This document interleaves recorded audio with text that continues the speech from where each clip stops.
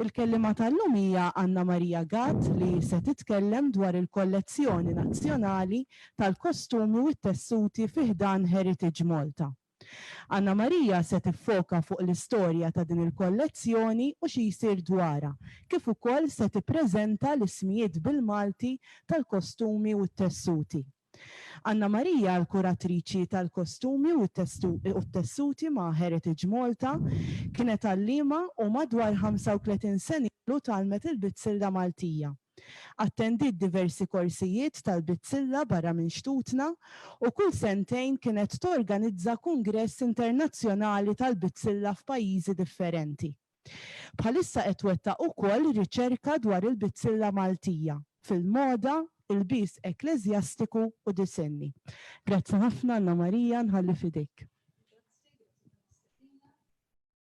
Palma għaltilkom sew Janika, ħanitkellem dwar il-kollezzjoni nazzjonali li hemm fih dan Heritage Malta.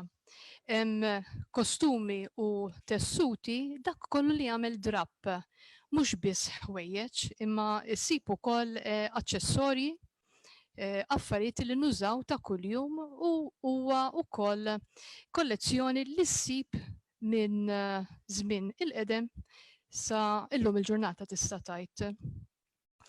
Ħanna tibda xi waħda l-introduzzjoni tiegħi innifsi kif dħalt fl-isfera tal-tessut.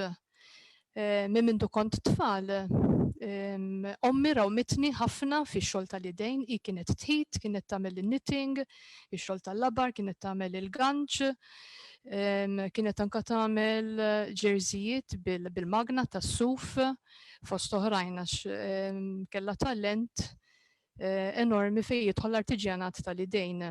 Jiġifieri qisni trawwimt illi x-xogħol tapprezza mhux biss billi tmur ġo ħanut u tixtrih imma fir-realtà tagħmlu inti. Sa dan it-tant jiena kont ħafna nieħu pjaċir nitkellem ma' nies anzjani. Kont inkellimhom bil-Malti biex nisma' dak id-diskors illi il-kliem jien ma ngħidux. Pereżempju jiena m'għandix dialett, inħossni frustira xi kultant f'ċertu okkażjonijiet. U dawn l-anzjani kienu jkellmuni b'ċertu kliem illi kont imur niġri d-dar naqbad pitazzu niktibhom. U llum il-ġurnata ħanejdilkom anke xi wħud minnhom u ħanejdilkom anke ftit stejjer waqt li nkun għaddejja. Sa dan it-tant imbagħad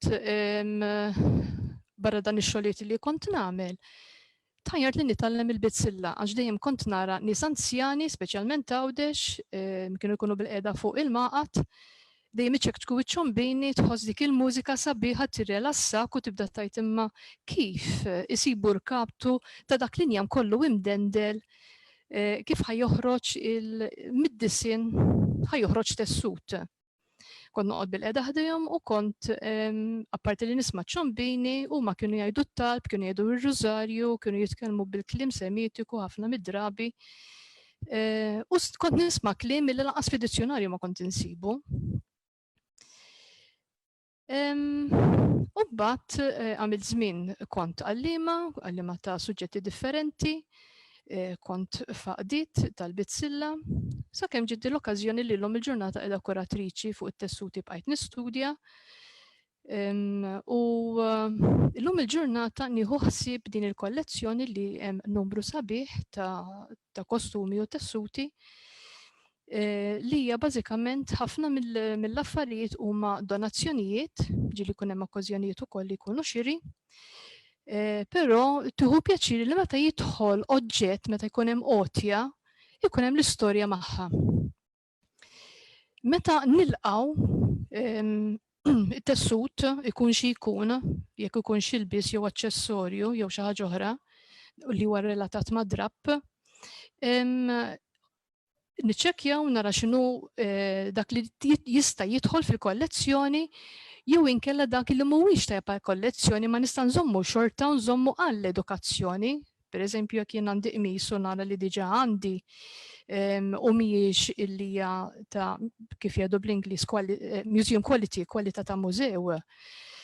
Inżomma biex imbagħad nofloqha ħalli nara l-ħjut, id-drab, kif inħett, tintuża għal xi ħaġa oħra li hija wkoll ta' utli fejn jidħol studju. Mela, kif kont qed ngħid, tidħol lotja, niċċekkjaw liema ħanżommu, naraw illi dak li ħanaċċetta għax hemm lakuna m'għandix bħala il-ħaġa għax inutli jkollok nofsu żana mill-istess suġġett jekk inti diġà għandek wieħed jew tnejn. U sakemm isiru dokumentazzjoni tagħhom, tintervista n-nies ta' min kienu, sa dan it-tant tuħu ritratti, saqsija ritratti, għax importanti għax mhux biss li tara pitturi, jew inkella tara fil-kodba, litografiji. Meta jkollok ritratt tal-familja jew inkella ta' xi ħbieb jew il-qraba, tagħmel iktar sens illi l-ħwejjeġ li aħna qegħdin nilbsu, l-ħwejjeġ li nilbsu l-antenati tagħna għandhom storja. Once illi tidħol di l-kollezzjoni il-tessut nagħmluh f'kwarantina, tintela il-formula li hija l-object entry form bid-dettalji, eċetera, u wara li jitlesta dal-proċess bir-ritratti, eċetera, jidħlu kwarantina għal ftit xhur. Ir-raġuni hi għax inti ma tkunx taf minn fejn ġew il-ħwejjeġ, allura waħda biex id-drapp jistrieħ, però fl-istess ħin jekk hemm xi insetti jew jekk hemm xi affarijiet oħra, ikunu qegħdin imwarba sakemm jasal iż-żmien illi dawn imbagħad imorru f'dipartiment ieħor li hija l-konservazzjoni. Issa nitkellem iktar tard fuqha. X'issib fil-kollezzjoni? Issib dak li huwa ta' nies foqra, nies li huma tan-nofs u nies onja. Issib affarijiet oħra li laqas biss jgħaddilek mill-kuraturi ta' moħħok x'inhuma l-oġġett għax ikunu intriganti u jkunu vera sbieħ. Il-kostumi għaw taħt is-sezzjoni tal-etnografija li ħanitkellem illum il-qasam tiegħi huwa li l-kollezzjoni li qiegħda fil-Palazz tal-Inkwiżitur li huwa wkoll il-Mużew Nazzjonali tal-Etnografija. Għal benefiċċju għal min ma jafx x'inhi etnografija, ovvjament grafija hija l-istudju, etno ġejja mill-kelma, etnos, kelma Griega li tfisser li hija xi ħaġa etnika. Mela din kollezzjoni hija tal-kostumi dak li għamilna Maltin.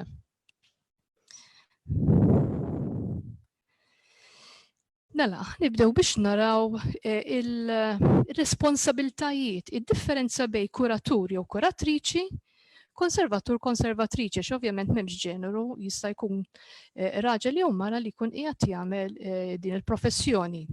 Ħanibda fil-każ tiegħi bħala kuratur. Waħda mill-affarijiet li nieħu ħsieb il-kollezzjoni primarjament, li nirċievi l-kollezzjoni, nara jekk hix tajba jew le, hix adattata, hemmx bżonn li nżomma, hemmx bżonn li nara x'nista' nfittex informazzjoni u nimla l-inventarju u l-inventarju jkun ftit imlaħħam. Ovvjament x'inhu it-tessut, tagħti d-deskrizzjoni tiegħu, eccetera. Però l-iktar li huwa importanti mbagħad li kull oġġett li jidħol għandu il-numru tal-inventarju li huwa l-etnografi ETHN, ETHN, F li tfisser Fabrics, u mbagħad ikollok in-numru. Miegħu wkoll ikollok l-object number li dak huwa n-numru tad-Database Management Collection tal-Heritage Malta. Ġifri bażikament kull oġġett għandu kemm in-numru tal-etnografija li huwa l-inventarju fil-mużew fejn qiegħed u fl-istess ħin għandek in-numru li huwa tal-Heritage Malta. Ix-xogħol tal-konservatriċi aħna naħdmu flimkien. Nitkellmu ħafna flimkien, naqraw flimkien, niddiskutu dak li jkun hemm bżonn. Meta l-oġġett jinżel fil-conservation, hemmhekk isir jew preservazzjoni jew inkella konservazzjoni. Xiġifieri, waħda forsi ma jkollha bżonn xejn ta' barra minnaw li it-tessut ikollu bżonn għax ikun f'kondizzjoni tajba ġieli jkun ġdid fjamant jew inkella jkollu bżonn xi ħaġa minima. Inkella il-konservazzjoni ovvjament ikollu bżonn intervent bħal ħjata u affarijiet oħra illi biex l-oġġett iġibu sħiħ iġibu kemm jista' jkun tajjeb ħafna. Għaliex ġieli jidħlulek ċertu tessut li jkun imżarrat, jew inkella mqatta, jew inkella li tkun trid timla. Hemmhekk il-kuratriċi dak huwa xogħol f'idea illi tuħu ħsieb dan l-affarijiet. Imbagħad ovvjament jiġu pakkjati ġo kaxxi, ritratti ġieli jieħduhom toħodhom jew inkella noħodhom jiena, tajjeb li ngħid ukoll li ukoll hemm studenti li qegħdin jistudjaw it-tessut u ovvjament l-apprentistat ukun qiegħed magħna wkoll u jagħmlu vera biċċa xogħol tajba l-għajnuna tagħhom għax wara kollox aħna qegħdin nagħmlu lilhom, qegħdin jagħmlu x-xogħol, però fl-istess ħin aħna qegħdin nitgħallmu minn għandhom ukoll. Mela, ħanibdew bħala l-eqdem oġġett li jinsab fil-kollezzjoni huma frammenti koptiċi. Hemm 3 biċċiet, dawn imorru lura għall-1903 kienet donazzjoni minn Lord Grenfell u dawn kienu parti minn kollezzjoni ta' Eġizzjana. Bħala data dawn imorru lura bejn 400 u 500 sena lura. Lord Grenfell kien tom l-kumitat li għadu kemm jifforma dak iż-żmien fl-1903 li kien il-kumitat maniġerjali tal-mużew li kien jinsab il-Belt Valletta. Kif qed taraw għandkom il-bordura dekorattiva li dik hija ir-rakmata u fl-ieħor għandek dak li jgħidulu grottesk. Grottesk jiġifieri li għandek il-personaġġi u annimali. Huma forom ukoll ta' insiċ.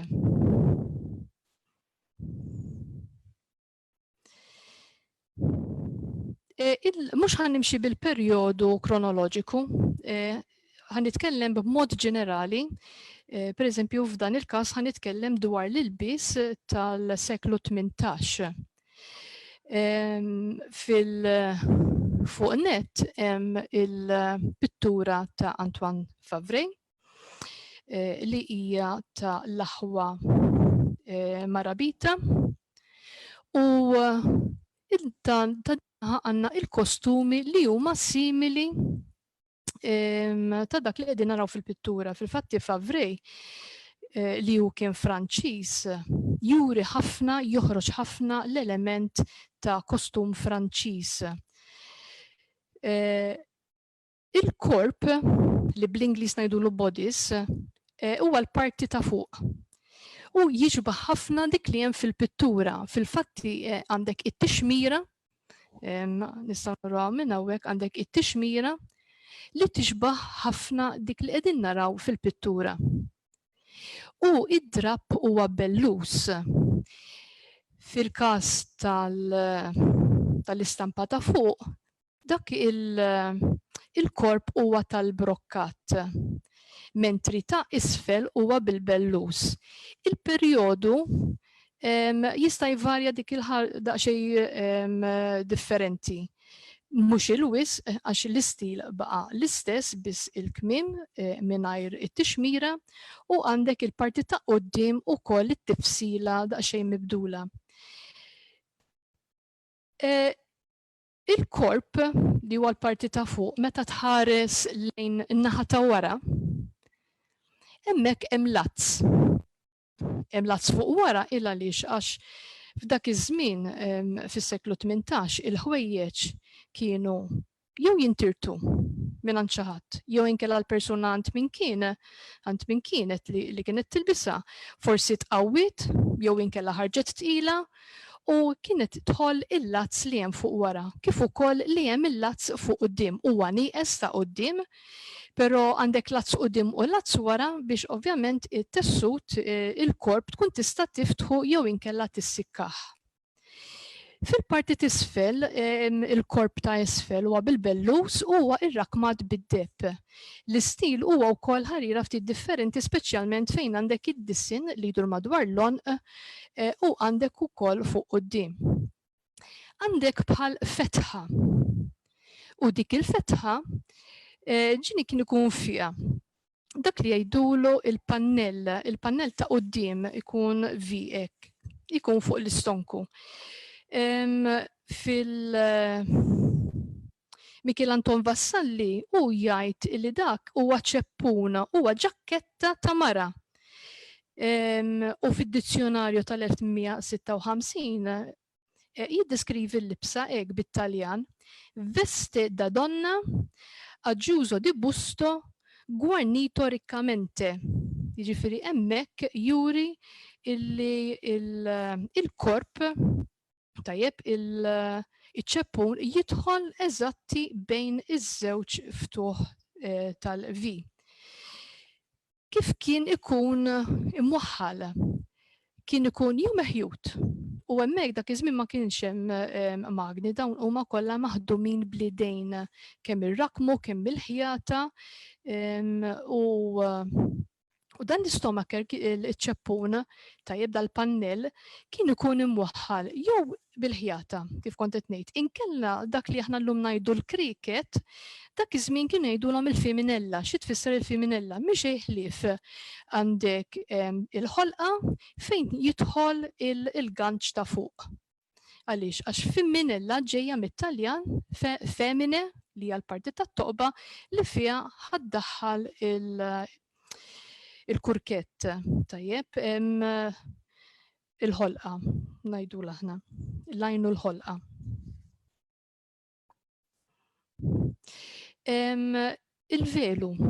Il-velu matul iż-żmien kien l-ewwel kien fuq ir-ras. Bl-Ingliż jgħidulu wimpel. Il-quddiem il-xar kien ikollhom bħal ban hekk u il-velu kien resaq lura u jiġi imserraħ fuq it-toppu fuq wara. Ma' żmien dak niżel u mbagħad għal fuq l-ispalel li mbagħad kienu jgħidulu l-fixu. Il-fixu mhux ħlief maktur huwa fuq l-on, impoġġi fuq l-on u kienu jagħmluh bħala oqda fuq quddiem. U mbagħad dak il-fixu l-qudiem żviluppa biex ikollok long dekorattiv b'diversi artiġjan. U f'idea għandha l-imrewħa. Fil-kollezzjoni tagħna imriewaħ kull mem waħda biss sa issa. U l-imrewħa hija sabiħa x'meta inti qed tħares lej pittura u qed tara l-imrewħa flit għandha il-lingwaġġ. Tista' tgħidlu bniedem li tħobbu ma tħobbux, jitlaq lem, mejja ħdejja, hemm diversi sinjali li l-imrewħa tista' tagħmel.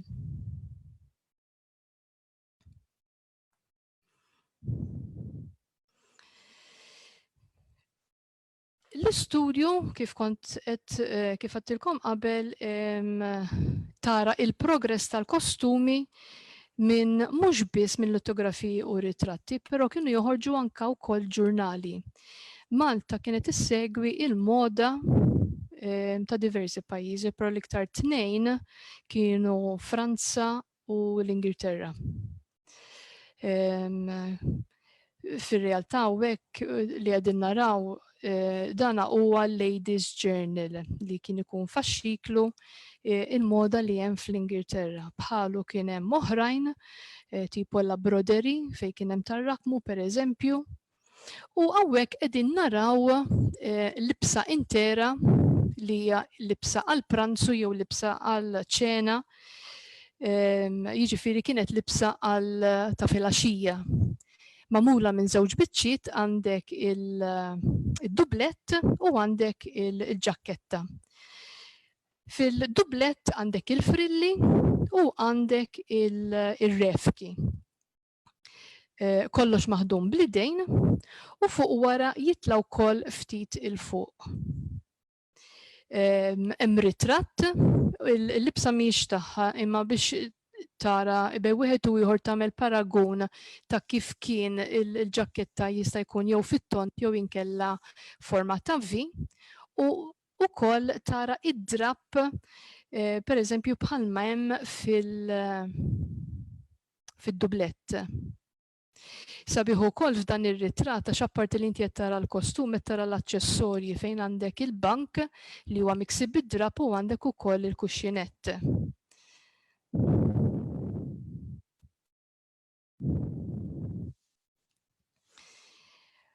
Nagħmlu issa għax kont qed nitkellem fuq il-libsa intera, hemmhekk qbist b'100 sena. Imma xorta qed nitkellmu fuq l-ilbiesi, tajjeb. Mela għandek libsa intera tista' tkun sħiħa, jew inkella tista' tkun maqsuma. Pereżempju bħalma għandna id-dublett tal-pantor, dak id-dublett jgħidulu tal-pantor illa xiex il-biċċa t'isfel, għandek biċċa ekstra drap li qiegħda meħjuta mal-kumplament tad-dublett. Il-pantor li l-plural tiegħu huwa pnatar illa għaliex issa inti jista' jkollok minnaw jista' jkollok il-pnatar fuq xulxin. Jew jista' jkollok isfel pnatar fuq xulxin, jista' jkollok minn 3 sa 4 jiddependi l-istil u d-disin tal-libsa. U fid-dublett il-biċċa ta' fuq għandek iċ-ċinta. Iċ-ċinta ġalment tkun imwebsa bid-drapp ieħor jgħidula fursetta. Min kont nisma' l-anzjani jgħidu jitkellmu dwar għall-fursetta kienu jgħidula ta' zokkor illa li hija bajda u hija tleq li tkun trid tagħmlu mad-drapp u mbagħad taddih bil-ħadida tal-modija biex jeħel. Jiena kont smajt ukoll il-kelma timbasta il-ċinta, imbastata, jiġifieri hija qibsa. Imwebsa l-ħaġa, ġifieri li meta inti qed tagħmilha mhux ħa tippjega ruħha, ħa tibqalek sew kif soda. Anka t-top kienu jgħidulu wkoll tal-pantor u l-libsa sħiħa jgħidula tal-pantor f'dal-każ, però mbagħad ovvjament hemm diversi nies li mbagħad anka fuq x'ismu ssib forsi xi kliem ieħor, ma dak li kont nisma' mingħand l-anzjani. Ħaġa interessanti hija l-biċċa ta' quddiem, hija l-iskollatura skont kemm ikun il-fuq jew l-isfel il-fetħa tajjeb tal-libsa jew inkella tal-ġaketta jew inkella tal-parti ta' fuq il-libsa ta' fuq, il-parti ta' fuq. It-tondjatura jista' jkollok l-iskollatura fuq wara tkun għolja u ta' quddiem tkun baxxa, tista' tkun it-tnejn li huma indaqs. Iċ-ċinta, tajjeb, mhijiex biss għal dublett, jista' jkollok iċ-ċinta tal-on u tkun ukoll xorta mwebsta. Riċentament kelli fidejja tessut li ġi fidejja kemm ma kienx għal kollezzjoni, imma xin għattajt laqas sibt fursetta, sibt li bl-istess drap kien mamul jisu xi 5 darbiet, kien hemm layers fuq iż-żewġ naħat u mbagħad qisha biċċa drap qibsa fin-nofs. Li kienu wkoll imwebbes biex jagħmluh ukoll stirat. Li qed naraw fuq in-naħa tal-lemin hija l-libsa tal-karnival. Ommi meta kienet tara, kienet tgħidli l-libsa ta' tlaqqit tal-karnival ila li hija magħmula minn biċċiet ta' drappijiet. Jista' jkun drapp ġdid jew inkella drapp li forsi dak li kien minn kien iħejt kien ikun jibqalu l-biċċiet u jagħmel kostum għall-karnival. Li hu sabiħ apparti li inti għandek il-fril fil-qiegħ isfel, fil-parti isfel tad dublett, għandek id-drapp li huwa ippizzjat. Ippizzjat għax forma ta' V's, forma ta' triangoli, mhux kompluti imma qiegħda sħiħa bħala zigzag. U dakka kienu jgħidulu ippizzjat. Din hija wkoll libsa intera, però maqsuma fi tnejn, għandek il-biċċa ta' fuq għalija u għandek id-dublett għalih. Ma jidhirx il-ċinta jekk hijiex ċinta f'dal każ f'dal ritratt jew inkella għandix il-lakstu għax ta' min jgħid illi il-lakstu ma kienx minn dejjem huwa għal dan l-aħħar ftit tas snin illi llum il-ġurnata tnużaw il-lakstu. Il-plural ta' dublet hija dbilet. Però kienet ukoll waħda anzjana kienet qalt li tuża wkoll il-plural bħala dbejlet. Imma dbejlet propjament tfisser li huwa id-dublet qasir. Huwa żgħir magħmul fiċ-ċokon jew inkella għax huwa tal-miniskirt. Allura biex ma jgħidux miniskirt, l-anzjani kienu jużaw din il-kelma dbejlet.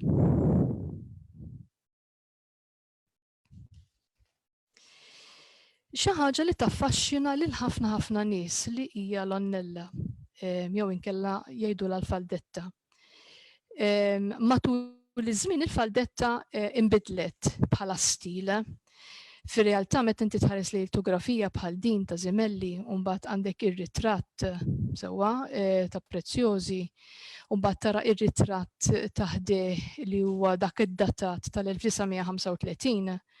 Tajjeb, apparagun ma' ritratti ieħor li kien meħud żmien qabel ukoll tara l-iżvilupp tal-onnella.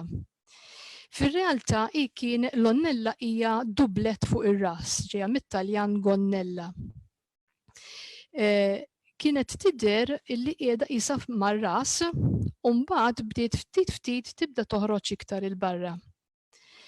Għandek partijiet minnhom, tajjeb, għandek il-ħarxja il għaliex għax hi magħmula minn żewġ biċċiet kwadri, però fir-realtà ilhom il-ġurnata sirna ngħidu li nafu li mhijiex bil-fors id-drapp ikun kwadru, hemm ukoll dak li huwa rettangolari. Għandek ta' isin differenti il għaliex għax inti persuna jew ħadd tkun twila jew kellha ħadd tkun qasira. Allura ma tistax tajt illi għandek iswieħed għal kulħadd, għax hekk inti għandek persuna ta' statura qasira, onnella kbira ħadd iġih sa l-arqub, mentri forsi lil ħadd ieħor ħadd tasallu sal-irkoppa.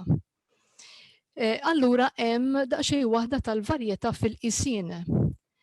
Għandek il-ħarxja għax ma kienu jaħlu xejn il-ħajjata dak iż-żmien ta' min kien jagħmel mhux biss tal-onnella manka fi ħwejjeġ oħrajn il-ħarxja kienu jħalluha. Il għaliex dik ma tberfilx id-drapp ma jitberfilx, ma jinstilitx, ma joħroġx il-ħajt minn mal-ġemp. U kienu iħetu eżatti mal-linja tagħha. L-onnella għandha dik li jgħidula il-balena jew il-kella l-balena hija l-adma, però fir-realtà hemm ċertu għenien li dawk laqas biss fihom il-balena l-adma għandek imma azzar u għandek kartun oħxon ħafna li jkun stirat biex ikun jista' joqgħod sew fuq ir-ras. Jeżistu żewġ tipi ta' onnella, għandek dak li huwa tax-xelluku tal-lemin. Tal-lemin tajjeb hija komuni ħafna għaliex inti għandek it-toqba biex inti tkun tista' tnemmes. Mentri għal min kien xellugi, it-toqba kienet tkun fuq din in-naħa. Ma tantx issib fil-fatt fil-kollezzjoni m'għandniex għandna l-iktar li huma tal-lemin. Però interessanti li l-ħjata hija l-istess, però mbagħad kompletament qiegħda bil-maqlub dak li ssib fuq naħa qiegħda fuq naħa oħra. Sabiħ li tara wkoll fil-moda hija l-iżvilupp taż-żarbun, hawnhekk qegħdin narawhom bit-takkuna, sawhekk qed nitkellmu f'1935. Mentri hawnhekk huma iċ-ċatt. Turi wkoll in-nies tajjeb li ma' soċjetà huma.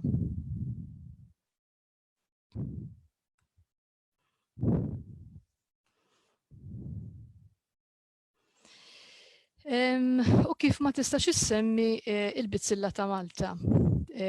Fl-ewwel ritratt li dak huwa meħud minn kollega tiegħi, nsellimlu minn hawnhekk, hemmhekk il-Palazz tal-Inkwiżitur, u hemm il-lodda li trid tuża biex tagħmel il-bizzilla. Għandek it-trajbu, hemm ir-raddina, l-bixkilla, ovvjament għandek iċ-ċombini u l-ħajt, l-imqas, is-siġġu u fuq kollox għandek bżonn ix-xempju. Ix-xempju huwa id-disin li fuqu taħdem bil-ħajt u l-ħajt jiġi minsuġ għal-drapp għal-bizzilla. Ir-ritratt taħdeh huwa id-datat. Dik hija ċertu waħda Madam Tanti U il-card deficit hija ta' id-data 15 ta' Deċembru 1902. Ġifieri nafu bl-eżatt li l-persuna kienet libsa l-onnella qiegħda ġo studio ta' fotografu libsa l-onnella li taħta għandek onq tal-bitzilla li huwa kwadru. Il-bitzilla tajjeb għandek maqsuma fi tlieta, għandek l-ewwel parti li hija l-bordura, it-tieni parti li hija l-inserzjoni u mbagħad għandek il-parti ta' ġewwa l-inserzjoni ta' ġewwa. Magħmul minn festuni fuq barra, għandek il-festun tas-salib u għandek li huwa fit-tont u għandek il-festun taċ-ċappa li huwa fl-ovali. Taċ-ċappa x'qisek għandek bħal ċappatin qiegħda flimkien. Però f'dak il-każ huwa varjant wieħed magħmul berba għaliex inti tista' ssib li huma ta' bitminja li jidħlu ġo xulxin u d-disin jiġi iktar rikk. Għandek l-isfont ukoll jgħidulu taċ-ċappa, u mbagħad hemm il-festuni l-oħrajn li huma fi kwadretti, għandek il-festun tal-petali jew tal-fjur u għandek il-palmi magħmulin kollha mill-moski. Moski huwa wieħed mill-punti li huwa sinonimi ma' ta' Malta. Għandek in-naħa ta' ġewwa jgħidulu it-turnetta. it-turnetta li hija footside u t-turnetta tinħadem biż-żewġ. X'jiġifieri tinħadem biż-żewġ? Meta jkollok il-par jinbidel il għaliex għax minn hemmhekk se ssir il-ħjata. Mela inti jkollok bżonn it-toqba biex ovvjament tkun tista' tdaħħal il-labra bil-ħajta u tkun tista' tħid. U hawnhekk ukoll ikollok it-turnetta fuq iż-żewġ naħat għaliex għax dil-parti trid tinħiet bil-labra u dil-parti tkun tinħiet bil-labra. L-lon, tajjeb, jekk taqsmu minn nofs, tirrealizza li jrid jerġa' jinqasam fin-nofs biex jinħadem fuq erba', jintrefa' erba' darbiet fuq it-trajbu. U f'dak il-każ kull parti jgħidula kuxxinata. Meta tlesti taqla x-xogħol, it-tella terġa' twaħħlu bil-labar u tkompli taħdem sakemm tasal fit-tarf. Kif qed taraw dak il-lon għandu ħarira żgħira mhuwiex imqatta, kull m'għandu għandu bżonn daqsxejn ta' ftit ħjata. Hemmhekk tidħol ix-xogħol tal-konservatriċi. Għaliex għax jiena nikkura il-kollezzjoni, nħossib li hija storjata tajba, għax li ma għadx fil-bidu illi il-kollezzjoni qiegħda f'area fejn hemm l-umdità u t-temperatura regolata. Il-temperatura trid tkun bejn wieħed u ieħor qisu 20 grad centigrades u l-umdità trid tkun 50%. Plus or minus 5 l-emmulaw. Illa għaliex għandna bżonn għax it-tessut jekk inti kollok temperatura mhux qiegħda sew jista' jew jespandi jew inkella jinxtorob. U apparti minn hekk għandek minħabba li tnaqqas l-umdità fit-tessut li ma tagħmilx ħsara fid-drab ukoll l-insetti. L-insetti hemm dawk li vera jieħdu pjaċir jieklu it-tessut jekk ma jkunux f'ambjent tajjeb. L-iktar komuni pereżempju tista' ssib anke fid-djar hija l-kamla. Il-kamla huwa dak l-insettek żgħir għandu żewġ furkettuni fuq wara huwa jiekol anke karti. Jiġifieri mhux biss dak li jiġi taħt dana jieklu. Sew. Mela. Parti oħra tal-bitzilla jgħidula il-falda joddendula u hekk ġibt waħda tal-bitzilla, però fir-realtà tista' tkun ukoll tad-drapp. Jgħidula falda xi forma ta' falda u joddendula x'kif qed taraw fir-ritratt li huwa wkoll iddattat huwa tal-1910 taraħ twila. Kien jintlibes madwar lon. Meta d-dendula jew il-falda tkun iżgħar, kienu jorbtuha u jagħmlu l-gamew. Iwaħlu gamew magħha biex ovvjament tkun marbuta, però mbagħad għandek id-dekorazzjoni wkoll tal-ġojjell. Ir-ritratt iż-żgħir huwa iktar antik. Fil-fatti fir-realtà tara wkoll tat-tessut differenti u tara wkoll id-dublett u il-kmiem kif huma impjegati u anke issa bieħ ukoll li tara il-buttuni. Għaliex għax il-buttuni inti għandek dak min kien għani u min huwa fqir. Min huwa fqir budobba bli kollu jiddobba, kull laqxa li jsib iwaħħala l-buttuna, mentri meta jkollok persuna li ta' ċertu klassi u li mhijiex fqira, il-buttun jista' jkun ukoll pariċċ tal-ħadid jew inkella li jkun tal-injam jew tal-għadma u mbagħad miksi bid-drapp. U xi kultant ġieli jkunu anke wkoll irrakmati.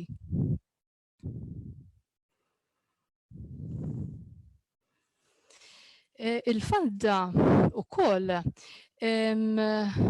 rajt ukoll f'ritratt, però m'għandix hawnhekk, illi kienet ukoll forma ta' terħa. Ġieli libsuha ukoll forma ta' terfa fuq dublett.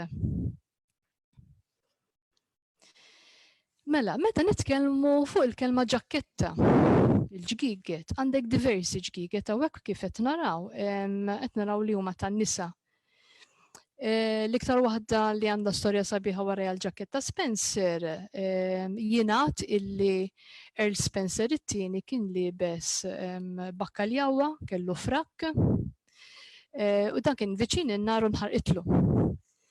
U iddeċida li minn dakinhar lem ma jilbess iktar il-frakk u ma jkollux il-kuda għax inkella tinħaraqlu. U minn hemmhekk żviluppat tan-nisa illi kollok il-parti tal-ġaketta il fuq tkun saw. Fil-fatti jekk taraw ta' Emily Bronte pereżempju tara il-film u fejtful ħafna għal-kostum u tara li għandek il-libsa hekk miftuħa ħafna u mbagħad għandek din il-ġakkettina fuq il-libsa. U mbagħad għandek oħrajn, ġgiget oħrajn li huma osra twal, jista' jkunu tal-ġilt, jista' jkunu tal-bitzilla, bitzilla tal-magna wkoll, jista' jkunu wkoll maħdubin bil-ganċ. U f'dal każ tajjeb, hemmhekk għalkemm qiegħda taħt ġaketta huwa kappott ta' xorta ħajjiġi fuq l-ispalel. Kien huwa minn kull tip ta' kappott, minn maħdum ta' blidejn, hemm bil-magna.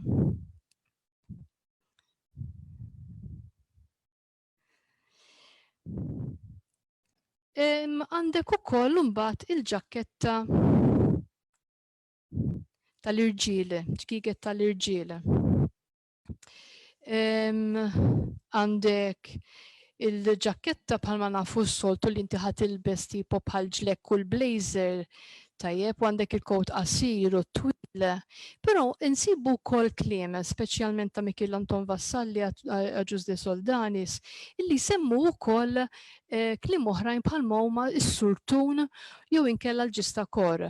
Huma xeħlif huma tipi ta' ġgieget kif kienu iddeskrivuti skont jekk humiex twal jew inkella l-osra. Tal-bakkaljaw fil-fatti f'wieħed mill-kidbiet li kont qed naqra riċenti jgħidlek li l-bakkaljawa ħuta li tkun fl-imluħa u tkun ċatta u stirata. Allura qisu li għandek il-frakk huwa ċatt u stiratu twilu u qisu forma ta' ħuta.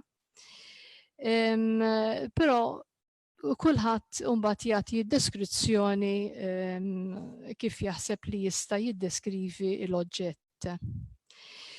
Fir-ritratt li huwa iddatat ukoll dak huwa tal-1896.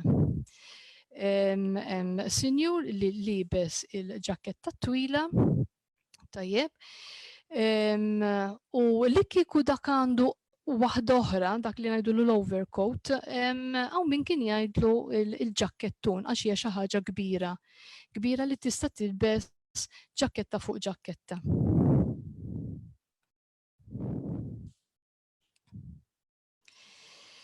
Biex naraw tip oħra tajjeb ta' il-bis imma f'dal każ kienu jilbsu għal-bdiewa hija l-kabbozza. Il-kabbozza hija magħmula mis-suf huwa ta' kulur bajdani. Kienu jużaw għal-bdiewa fil-għodu kmieni biex ovvjament ma jiksħux u kienu jerfaw il-barnuża fuq ir-ras. Fil-fatt il-barnuża siba wkoll anka fil-abitti bħal mumma tal-Franġiskani pereżempju li għandhom il-barnuża jew Dominikani li għandhom il-barnuża wkoll li hija li tatti fuq ir-ras. U qisu tip ta' mantel sewwa isaħħan ħafna fil-fatt u f'wieħed mill-kitbiet jgħidu illi kien id-drab jgħidulu arbaċ jew inkella u l-mallut. Din is-siba Michelangelo Vassalli jiddiskrivija illi anka dak it-tip ta' stoffa ordinarja jgħidlek. Stoffa ordinarja mhux għax huwa magħmul b'tali mod illi hija għall-bdiewa.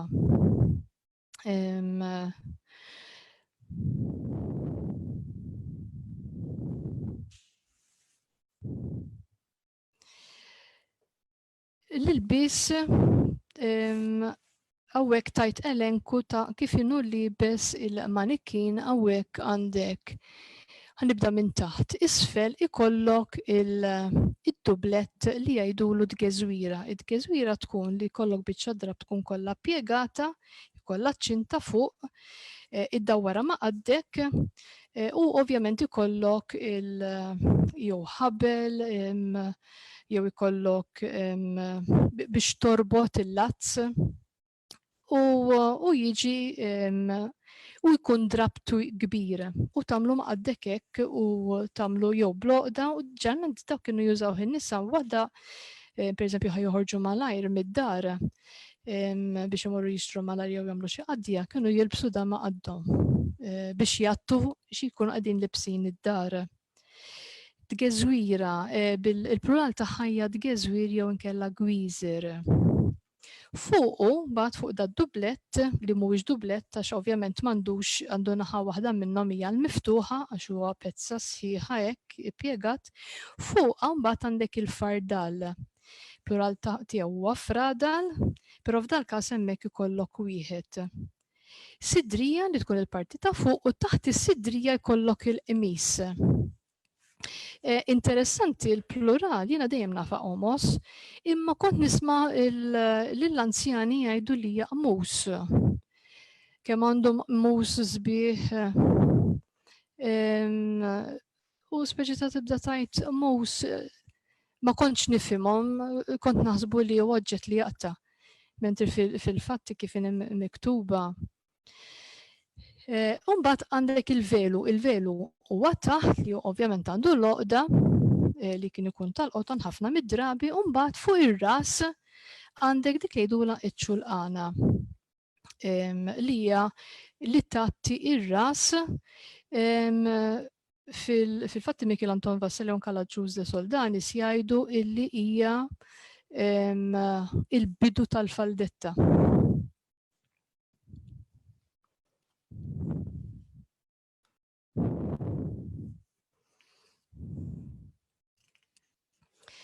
Mela, fejn għandek imbagħad tal-irġiel għandek ħanibda issa mir-ras, ħanibda minn fuq. Fuq għandek il-milsa. Il-milsa kienet tkun tawwalija hekk, ikollok il-ġmiemel fuq iż-żewġ naħat li fil-fatt tista' taqbadha min-nofs u iddaħħal il-parti waħda ġol oħra. U kienu jgħidu li hemmhekk kienu jagħmlu l-flus jew l-oġġetti affarijiet u mbagħad jilbsuha fuq ir-ras. Jisu tiġi ta' basket mar-ras. U għandu il-ġummina fit-tarf ukoll bħala dekorazzjoni. Fil-parti ta' fuq hemm l-istess bħal qmis u għandu is-sidrija U il-parti taw għandek it-terħa. It-terħa hija kienet tkun minsuġa jew kulur wieħed, jew b'diversi kuluri, id-disin kien ivarja jekk huwiex mindut jew orizzontali, u ġili kienu kun xelta ta' tnejn li jgħidula ċangatura. Fuq l-ispalla mbagħad għandek il-ħorġa. Il-ħorġa kien tkun biċċa hekk twila, minn taħt tkun miftuħa biex inti tkun tista' terfa' l-affarijiet. Tista' tara ritratti l-qudiem nista' nurikom hemm ritratti ta' wieħed ta' bejjeħ tal-bajt li kien juża wkoll il-ħorġa. Il-qalziet u taħt il-qalziet għandek il-qalziet ta' taħt. Insejt ngħid li fil-ħorġa hemm ukoll il-ġmiemen. Il-ġmiemen ikollok il-parti tal-ġewża fuq li żżomm il-kumplament tal-ġummien għall-ħjut li ħerġin minnha.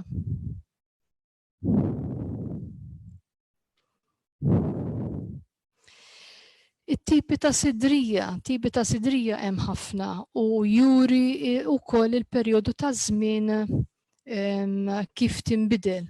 Hawnhekk għamilt żewġ ritratti li għandna fil-kollezzjoni, waħda li hija ta' persuna sinjura ħafna u jidher għaliex għax għandek is-sidrija li magħmula tal-ħarir u r-rakmata u għandek wara huwa magħmul mill-qoton. Mentri l-oħra kienet ta' wieħed illi kien jeħleb il-moss u sidrija tidher illi hija magħmula mill-qoton għandha l-bwiet u id-drab fuq wara ippeċċjat. Sfortunatament di għand min kienu ntużat tal-karnival u komplew żiedu xi kliem, però xorta tidħol fil-kollezzjoni għax l-istorja tkompli ta' min kienet, x'kien jagħmel, għal x'kien juża, għand min spiċċat u intużat għal xi ħaġa oħra. Allura hemm il-perjodu wkoll ta' storja. Kliem relatat ma' sidrija, pereżempju l-kelma boklat, għaliex għax mhux kull sidrija għandha bokla, fuq wara jkollok żewġ strippi biex inti tkun tista' iddaħħal jew inkella twessa skont kif trid it-tessut komdu fuqek, il-kostum li inti tkun komda. Għandek dak li huwa ibbuttunat huwa kollu buttuni u l-buttuni ivarjaw l-istess bħal buttuni jista' jkollok tal-adma, tal-linjam jew inkella ħadid jew inkella li jkollok daw tal-adma u tal-linjam ikunu miksija wkoll bid-drapp. Immollata dak li jkollok il-fiminella plus il-ganċ biex tkun tista' dak li lum aħna ngħidulu cricket. Għandek is-sidrija rigata għaliex għax bħal m'għandek fl-ewwel ritratt jidher li d-dissin huwa rigat fit-tul, iċċangjata l-istess bħalma spjegajt tat-terħa, iffjurita bħalma hemm fis-sidrija tal-ħarir li hija rakmata. U fil-fatt tara l-istil ukoll li mhu Franċiż u Ingliż xi kultant il għaliex għax tinduna jew mill-lonq jew mill-qatta jekk tkunx dritta, jekk tkunx impuntata, għandek żewġ ponot, għandek żewġ tibwiet, għandek erba' tibwiet, hija bbuklata minn wara, jekk hija sħiħa maqsuma minn nofs hija jew inkella għandek xempju differenti. Għandek il-qasma wkoll ta' drieħ jekk hijiex tawwalija jew inkella qasira. Ovvjament jidħol ukoll l-istatura tal-persuna, jiġifieri tvarja ħafna s-sidrija matul iż-żmien, però l-iktar influenza qawwija li kellna kienet kemm tal-Ingilterra u wkoll ta' Franza. Però f'wieħed mill-gwida ġenerali kien hemm riklam ta' ħajjata illi kienet tħejt fuq stil Vjenniż, jiġifieri mhux neċessarjament, ovvjament il-ħwienet min kien iġib id-drappijiet l-iktar jew kien min kien jagħmel ħjata kien isegwi l-moda Franċiża u Ingliża, però kont issib ukoll ħajjata oħrajn illi kienu jieħdu wkoll stili ta' pajjiżi oħrajn. F'dal każ qed naraw tip ta' qalziet li jasal biss sal-irkoppa. Jgħidulu l-braga u l-breeches fil-fatti f'tażimelli hawnhekk jidher biċ-ċar għaliex għax inti temes id-drapp tagħmlu eżatti mal-irkoppa ħalli tissikka u joqgħodlok sew il-qalza mingħajr ma titla' il fuq. Ħdejhom hemm ukoll biex inkompli ma' slide li kelli qabel għandek il-litografija u ritratt ta' din-naħa huwa dak li kien ibbieħ il-ġobon, il-cheeseman, li għandu ukoll il-ħorġa li kien iżomm il-ġobon fiha għandu il-bixkilla f'ideh, żewġ anzi bxikel, u tara l-kostum ukoll li għandu anka il-beritta u l-beritta partikolari li hija ċatta. Fir-ritratt ta' taħt għandek il-mastri. Il-mastri huma dawk in-nies li jagħmlu xogħol fil-bini, skultura jew jirranġaw, u huma kienu jilbsu wkoll komplut. Dak li jgħidu wkoll libsantera. Jiġifieri għandek ukoll għandek il-qalziet, għandek il-qmis, għandek is-sidrija, ukoll għandu il-beritta.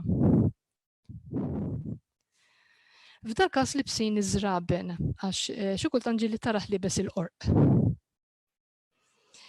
Tipi ta' faxex għandek il-buxakka, il-futjana, il-faxxa u l-fisqija. Il-fisqija tkun tipo bħal tip ta' terħa, però ovvjament il-fisqija tagħmilha madwar il-qatt u tissikka kemm jista' jkun hemm tat-trabi, it-trabi kienu anzi igeżbruhom fil-fisqija u kienu jħalluhom dritti. U mbagħad għandek il-fisqija l-oħra li hija tal-adulti irġiel u f'dal każ huwa dekorattiv u hija tal-ħarira. Il-futjana hija tkun bajda l-istess bħalhom imma tkun dritta bejn iż-żewġ naħat u tkun tista' tagħmel it-turban ukoll. Sew. Il-buxakka hija terħa wiesa u magħmula mis-sattina. Jiġifieri waħda tkun minsuġa bin-newl u tkun tal-qotton jew inkella tas-suf u l-buxakka tkun tal-ħarir. Daw ir-ritratti li qed nuru ma kollha parti mill-kollezzjoni li qegħdin fil-mużew. Nitkellmu fuq l-ilbis ta' taħt u qed ninduna li l-iżbal ma korreġejniex. Nsejt li il-bis. Jien toġobni ħafna l-ilbis ta' taħt. Jiena fil-fatt inħobb ngħidlu t-tibdil tal-klima. Għax inti għandek minn xi ħaġa kbira llum il-ġurnata ġiet xi ħaġa żgħira nxtorbot. Però sabiħ l-ilbis ta' taħt jiena li jaffaxxina x'kienu jilbsu taħt il-kostum, kemm kienu jilbsu affarijiet. U kif kienu jagħmlu kollox blidejn, iħejtu r-rakmat, jagħmlu l-frilli bil-bizzilla, jagħmlu wkoll bil-lazzijiet, tip ta' kurdiċella ġieli kienu jaħdmuhom bis-swaba. Waħda anzjana kienet toritni kif taħdem il-kurdiċella il-lazz blidejn bis-swaba, just bdaw. U tara l-iżvilupp li minn qalziet twil u mbagħad beda jiqsar sakemm sar qasir qisu forma ta' shorts u mbagħad terġa' ma' dan kienu jagħmlu il-kalzetti. Il-kalzetti kienu jkunu separati, però rajt m'għandniex fil-kollezzjoni, però rajt oħrajn li huma meħjutin biex jiġu qishom tights komplut. F'dal każ għandna dina l-iktarija moderna għaliex xilhom il-ġurnata daħal ukoll in-nylon għal tala l-iżvilupp ukoll tat-tessut qabel kien il-qotton u s-suf illum il-ġurnata għandek is-sintetiku. Is-sintetiku huwa bħalma huwa nylon, il-viscose, kliem Malti sfortunatament m'għandix għalih allura qed nużaw l-Anglo-Sasson nbidluh għal Malti. U tara anka l-iżvilupp ta' meta kellek ta' mingħajr elastiku għal meta sar il-elastiku għax imbagħad il-elastiku wkoll fih storja il qudiem għandek dak li huwa ċatt, it-tont, il-wiesa bir-rigi mingħajr rigi dak li huwa meħju tal-smoking per eżempju. U xi kultant nibda ngħid ejla għaliex dawn ma ntlibsux fuq ta' fuq milli kienu għal fuq ta' taħt. Hemm kartolina taffaxxinani ħafna ta' waħda libsa l-blonnella. U mbagħad hekk tollilek id-dublettek biex inti tara x'għandha taħt u tfakkarni fid-diska meta tikxef id-dublett biex tikxef il-bitzilla trid tolli id-dublett. It-tix tan-neputija. Illa li għax dawn kien ikun kollox irrakmat bl-idejn. Però dak iż-żmien kien jeżisti wkoll il-bitzilla tal-magna. F'dal każ għandek il-bitzilla tal-idejn, hawnhekk għandek dil-parti il-bitzilla tal-magna. U mbagħad kienu jużaw tipo ta' ollatura mtaqba biex jgħaddi il-kurdiċella tal-kulur. Kont qed nitkellem fuq il-kalzetti. Il-kalzetti li hemm storja sabiħa mortant waħda anzjana kienet oritni niftakarni kont tħalt ġo dar antika ħafna anzjana, ċertu waħda jisimha Peppa. Kienu jgħidula Peppina x'kienet qasira laqas ta' salsa qaddi. U kienet daħlitni d-dar biex turini x'għandha il-teżor tal-ħwejjeġ tagħha. U għadni niftakar tlajt 3 blatiet biex nidħlu ġol kamra tas-sodda u kull ma sibt is-sodda l-antika minn dawk tal-virekek tal-ħadid kellha gradenza b'5 tikxaxen 3 twal u 2 osra, kellha mejda żgħira u siġġu maqat. U minn taħt is-sodda toħroġ l-ewwel ħarġet li l-bagalja tal-linja u xi fetjita qalet li di ma fiha xejn għax kien fiha xi karti. U mbagħad ħarġet li il-valiġġa. U fiha bdiet turini u mbagħad il-ħwejjeġ li kienu tomma. U tant kienu sbieħ, tant kienu fini meħjutin bl-idejn u kienet qalt li dawn huwa it-teżor tal-familja tiegħi.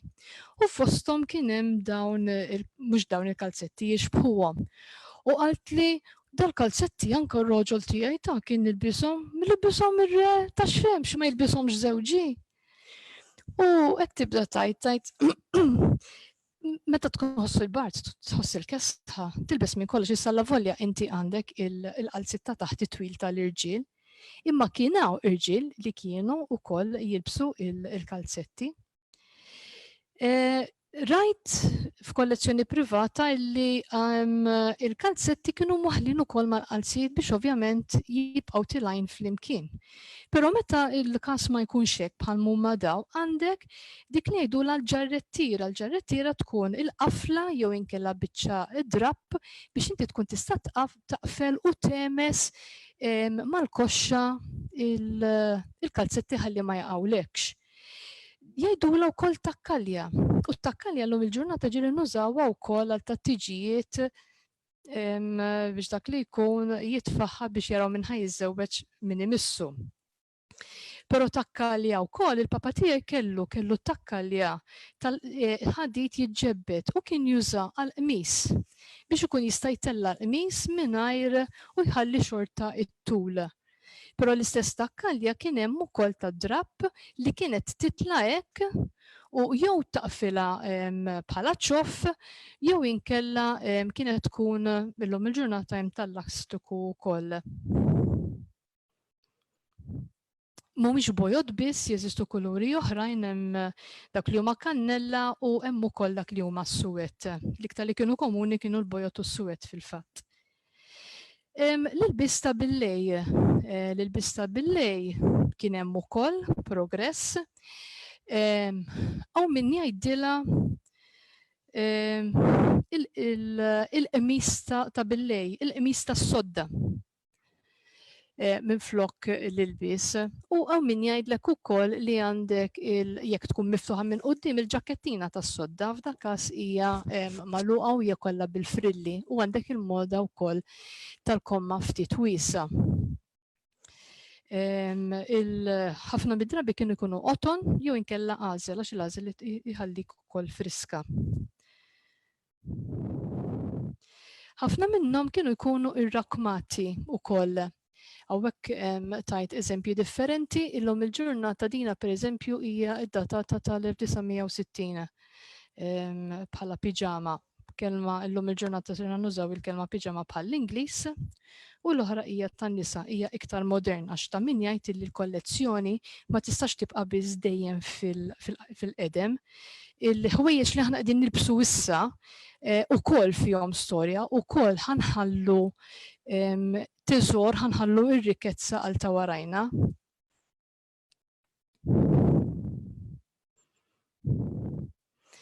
Fejn kun hemm l-ilbis tat-trabi. Fi żmien kienu jinħadmu ħafna bis-suf bil-labar ta' trabi. Kienu jgħidulhom getti. Ma sibta mkien il-kelma getti. Min kiteb dwar jew forsi ġejja minn kelma Taljana, ma s'issa għadni qed nipprova niskopri x'inhi. Għandek ukoll il-barnuża jew il-kappa tat-tarbija, għandek tas-suf, f'tal-każ hawnhekk għandek ta' materjal differenti li huwa tul, jista' jkun ukoll drap, jistgħu jużaw tul s-satin. Ukoll għandek il-kappa, l-libsa ta' fuq u l-libsa ta' taħt. U mbagħad kien jintuża wkoll ix-xall kienu jgħidulu tax-xinilja għaliex għax id-drab minnu jgħidulu x-xinilja. U waħda mill-anzjani kienet qalt li jien għandi xall tax-xinilja biex inlebbet it-tarbija. Inlebbet jiġifier ħadd geżru. Però l-istess xall mbagħad kienet tilbsu istess tgħid li ħanlebbet lili nnifsi. Il-lebbet hija li ħanilbsu. Ħangeżru miegħi. U kienet kelma li jiena tila tlebbet tmur tiġri nafa, imma dik kienet tuża li ġifieri inlebbet qisha bħal lembut, ħanitfa' lili nnifsi ġo lembut ix-xalla.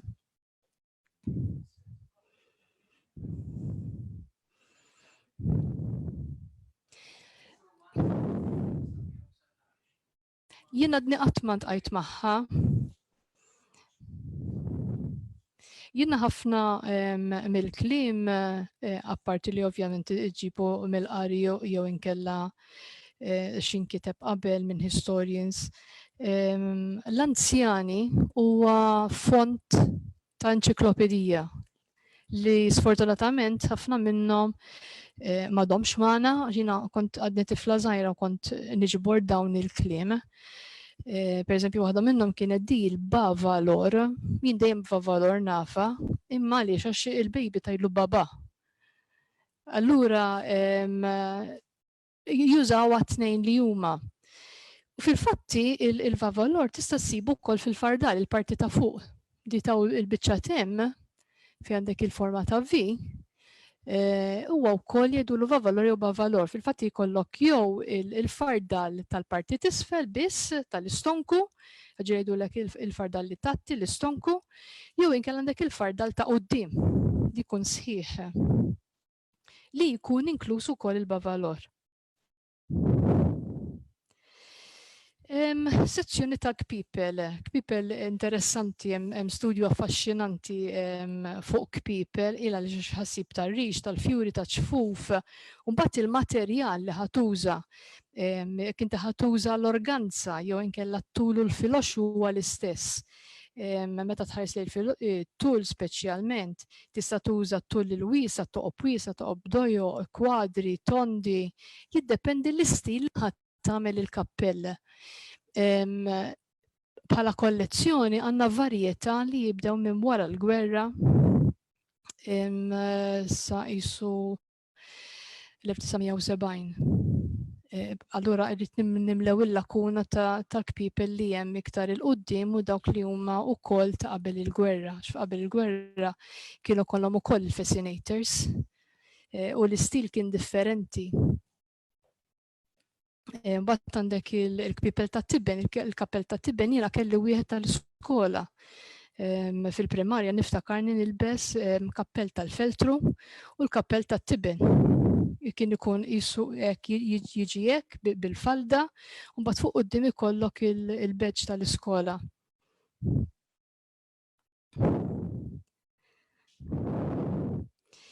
Kpipel tal-irġiel. Fil-fatt dawn ir-ritratt huwa bħalma kont qed ngħid sabiħ li jkollok ir-ritratt tal-persuna minn dak id-donazzjoni, kappell ta' min kien, minnu tkun taf x'kien jagħmel, għalfejn kien jilbes hekk, tagħmel storja ħafna rikka. Fil-fatt huwa li bes ġlek, għandek il-qalziet bit-tixmira, għandek il-qmis u l-ingravata, u l-ingravata għaw min jgħidilha li hija xalpa. Ingravata jgħidula xalpa ukoll, hemm xi anzjani li dajluħe li bes l-ingravata u l-ingravajiet ukoll għandek l-istil minnu wiesa minnu dejjaq, dawk li huma bil-insiċ u bl-insiċ ukoll dak li jkunu bil-card weaving ukoll fil-fatti way back fl-1970 kien hemm anke l-industrija tagħhom ta' dawn l-ingravajiet. Għandna waħda fil-kollezzjoni nafu minn ħadima ta' Mini li kellha wkoll anke l-kumpanija tagħha u kienet taħdem anke ma' kumpanija tagħha u kienet taħdem anke għan-nies. Storja rikka ħafna. Fuq il-kpipel issib dak li għandek bit-tomna, nofs tomna, tal-feltro huwa tip ta' drab, il-falda, l-biċċa li ħirġa il-wiesa jew id-dejjaq, bla falda xejn bil-pizz għal qudiem, bat għandek il-beretta, ma niżilx il-berettin għax il-berettin assoċjat mal-ekleżjastiku. Bat għandek il-barjola u l-birjola, il-kaċċawru u l-lobja huma jixtiequ ħafna ikun daqsxi waħda ftit qoli.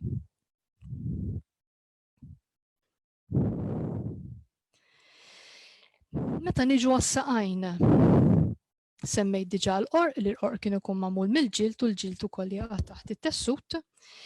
Mbagħad għandek pereżempju dak li aħna ngħidu booties, hawn min jgħidlek żraben u min jgħidlek li huma kalzetti tas-suf tat-trabi. Imma xorta jaqgħu taħt il-biss tas-sieq. Hemm min jikklassifikhom bħala kalzetti u hemm min jikklassifikhom għaliex għax it-tarbija mhux ħadd li bislu iż-żarbun fuq is-suf. Fuq it-tfal mbagħad għandek qabel konna ngħidulu l-bambu li huwa l-kliem tat-tfal. U dak huwa par żarbun ta' tifla, fil-fatt dak huwa toħti, jiġifieri naf sew illi hu kien tal-1952 kienet biss kellha sentejn.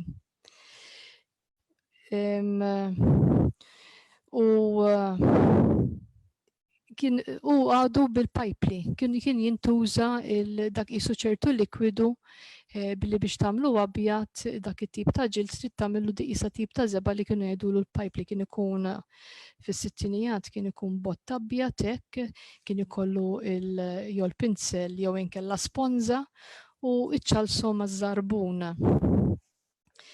Il-kliem, pereżempju tajt kemm għandu bambu sabiħ, dana irrekordjata fil-kitbi ta' Michel Anton Vassalli din is-saying bil-eżatt. Imbagħad għandek tipi oħra ta' saqajn, għandek il-pappoċ li jkun mingħajr l-arqub, ma jkollok xejn fuq wara, jkun għall-apert. Għandek il-karkur, il-krakar u s-sandlijiet. Li s-sandlijiet huma verżjoni l-iktar moderna aktar mill-qorq. Max ovvjament il-qorq l-iktar li kienu jusaw in-nies bħal bdiewa. Hawnhekk għandna kellna kollezzjoni sabiħa kien ta' ferħ kbir għax int meta tmur tiġbor xi ħadd jistiednek biex tmur tara tessut jgħidlek din tot tal-kollezzjoni u ħafna jgħidulek ma di ħadd tiġi esebita, mhux kollox jiġi esebit, ikun hemm esibizzjonijiet temporanji pereżempju, però meta tiġbor id-donazzjoni qiegħda hemmhekk l-iktar għal studju għax hemm in-nuqqas hemm il-lakuna fit-tessut. U jekk inti ma tkellimx lin-nies biex inti tiġbor l-informazzjoni, ċertu affarijiet m'intix ħassir tafhom. F'dal każ mortant persuna, l-ewwel ċempli u għalli għandi xi ħaġa ma nafx hekk toċċalik ilha fil-gwardarobba 40 sena. Kif ħallita ommi fil-gwardarobba ma missejta qatt. U mort u tara dak il-ferħ illi da qed joħroġ xi ħaġa prezzjuża ħafna u ġab li sorra. U ġo sorra kien hemm il-libsa tat-tiġ tommu li żewġet fl-1917. Il-parti tal-ġaketta fuq u da kważi bidmu għalli ħatiftaħa inti, għatlu ħantik l-unur li tiftaħa inti għaxija ta' ommok. U mbagħad beda jirrakkontali meta żewġet, lil min iż-żewġet, minn fejn kienu, kemm kellhom tfal. U dan u iż-żajrnet minn numru ta' tfal, jekk minister żball kienu xi 14. U meta tara dik il-passjoni, tara kważi d-moħħireġ, dak il-ferħ illi ħajħalli l-ommu ħajja, illa li xax ħajati jittessut f'mużew li dan ħajkun il-qudiem għall-użu pubbliku. Għax fil-realtà il-kollezzjoni qiegħda hemmhekk għall-użu pubbliku, m'hemm xejn li huwa tiegħi jiena nikkura, noħsiba, nagħmel l-istudju, narrekkixxi l-inventarju, nfittex il-letteratura, neduka, hemm ħafna fatturi. Imma meta tara ħaġa bħal din u dis-sorra magħmula minn ċarruta, uża l-kelma futa. Jiena futa qatt ma smajta, dejjem nafa bħala ċarruta u sorra, u hija magħmula mill-qotton. U l-għoqda, meta osservajtu kif in l-għoqda, mhux għoqda ta' bitnej tagħlaq u terġa' tagħlaq waħda oħra, kienet waħda kontra l-oħra, kienet tikkatinata. U ma realizzax dak il-ħin, imma xin rajtu jiftaħat bl-iskop biex il-tessut meta tobormu ma jintasarx, jibqa' iktar merħi. Fija kien hemm id-dublett ukoll u kien hemm it-tifsila tal-onnella mhijiex meħjuta, imma hemm id-daqs tad-drapp li kienet se tagħmel l-onnella t-tiġ u qatt ma saret.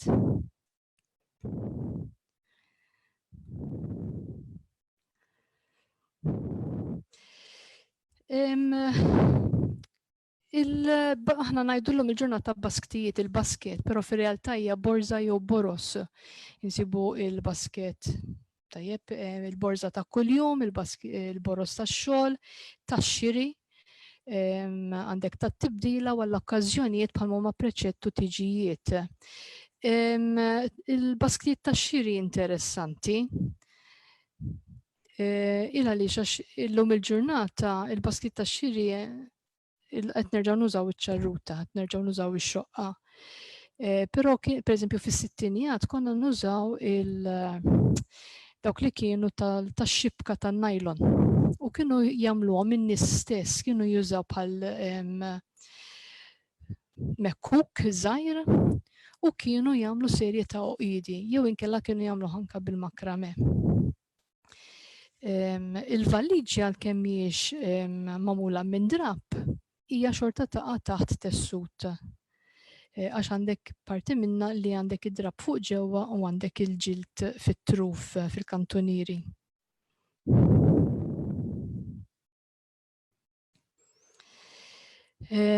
Borzetta nirreferi għal basket żgħir ma jkunx kbir, għandek jista' jkun tal-drab, tal-ġild, tax-xibka, tal-ixkora, taż-żibeċ, tal-lewlu, jista' jkun tal-fidda wkoll.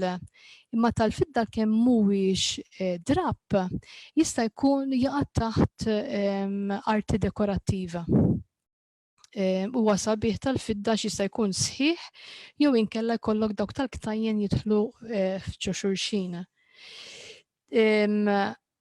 Interessanti dak li aħna bl-Ingliż ngħidulu clutch bag, dak jgħidulu xorta borża imma mingħajr elilaq. Elilaq jiġifieri m'għandux ktajjen. Ikun ċatt tajjeb u m'għandekx m'għandekx minn fejn iżomm ħlief ftit iżommu minn taħt. F'dal każ hawnhekk għandu eluq, però mbagħad għandek oħrajn mingħajr eluq ikunu ġeneralment bit-tiwja fuq quddiem.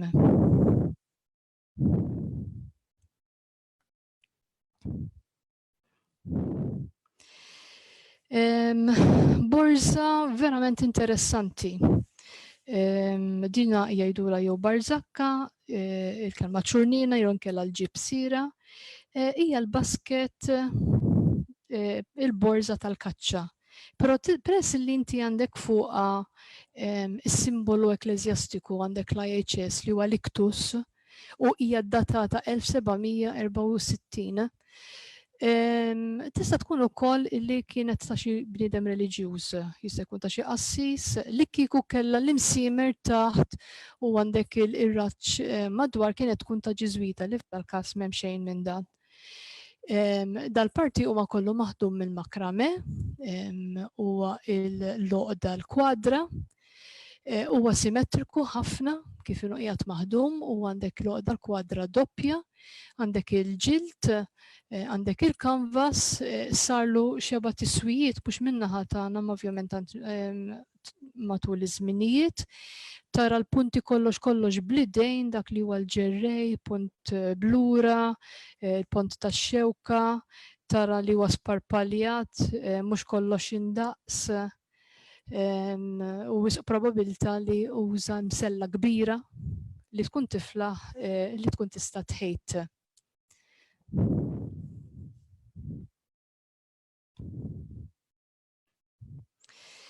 Kelma oħra minn flok dvirta hija għata għaliex qed tagħti oġġett. Jekk jien għandi gvirta jew kutra tajjeb għal fuq is-sodda, qed nagħti s-sodda f'dal-każ hija kollha tal-idejn, hija bitzilla tal-labra bil-kulur u dana il-bordura hija bil-ganċ. Kif qed tinnotaw kollha jkollhom it-tabella magħhom tal-etnografija bin-numru fuq wara jkun hemm tal-oġġett tal-Collections Database ta' Heritage Malta. Kemm jista' jkun ma nħetux it-tabella. Insibu toqba jew kellha ndawrha mal-buttuna biex ma tagħmilx ħsara lanqas lit-tessut. L-oħra jew wkoll gvirta hija għata ta' żiemel, għal fuq żiemel jew ħmar. Qabel ma tagħmel l-armar għal fuq l-annimal.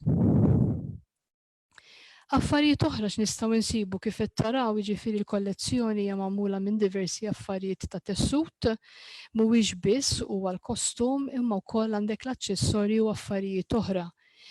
Pereżempju huwa interessanti ħafna għandek set ta' kupuni magħmulin mill-ħarir li dawk kienu jkunu mal-pakketti ta' sigaretti.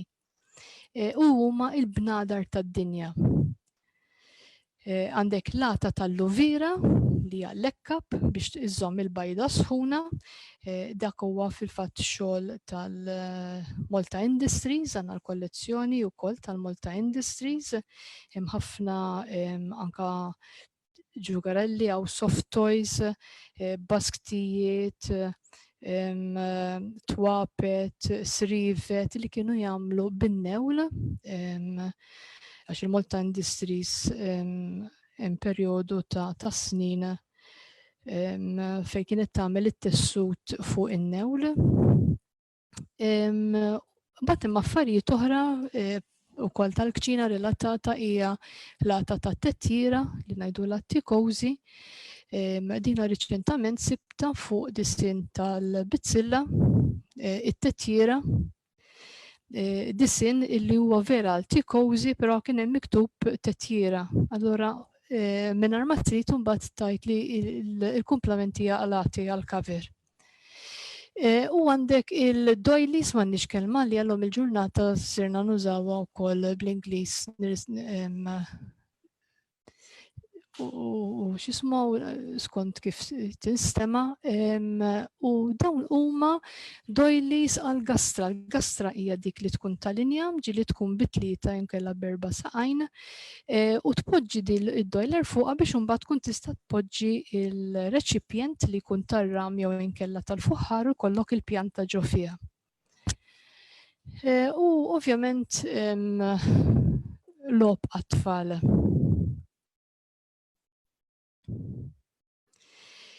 F'dit taħdita ma tħall xejn tal-Ekklesjastiku, però daħħalt dana bħala għax ħafna jgħidulek li huwa ħabel jew li huwa kurdun. Fir-realtà huwa ċinglu li jilbsu l-qassisin il-patrijiet, però iċ-ċinglu jista' wkoll jinħadem biex tkun tista' tiġbor il-purtieri. Ukoll jista' tagħmel iċ-ċinglu. U ċinglu jista' jkun ukoll li forsi tista' tagħmlu bħala ċintorina. Mbagħad tagħmillu l-bokla f'dan każ qiegħed maħdum fit-tont, però hemm ċinglu wkoll li jinħadem ukoll fiċ-ċatt. Il-Malti tajjeb iċ-ċinglu ikun fit-tont, jinħadem fuq riġla tkun biċċa njama tonda b'toqba fin-nofs u jkollok in-numri, tkun fuq 4 strippi ta' linja fejn inti mbagħad ikollok il-weight tajjeb u jkollok iċ-ċombini ta' żaqhom ħoxna u tkun tista' iddawwar u taħdmu bit-8 ċombini ħoxnin. Ovvjament jekk tridu tagħmlu iktar eħxen jinħadem b'16 bit-8 pari. Mela jew b'4 pari jew inkella bit-8 pari. Iċ-ċinglu aħna nafuh iktar li huwa għall-ekklesjastiku, però fir-realtà ċinglu wkoll kien jinħadem biex ikunu parti minn portieri jew biex jagħmlu il-dik tas-sodda, jarmaw il-four-poster. U f'dal każ ukoll għandu il-ġmiemen, għandek il-ġewża u huwa biex jintrefa b'mod iktar kompatt ikun ikkatinat. Ovvjament jintuża biex titħażem, għandek iċ-ċinga, ċintorin, iċ-ċintura, kollha huwa biex tagħlaq. U ħanagħlaq bil-maskra tal-wiċċ, għaliex għax il-maskra tal-wiċċ illum il-ġurnata hija wkoll storja fil-fatt ukoll tal-Università għax ipparteċipaw ukoll fiha kollox.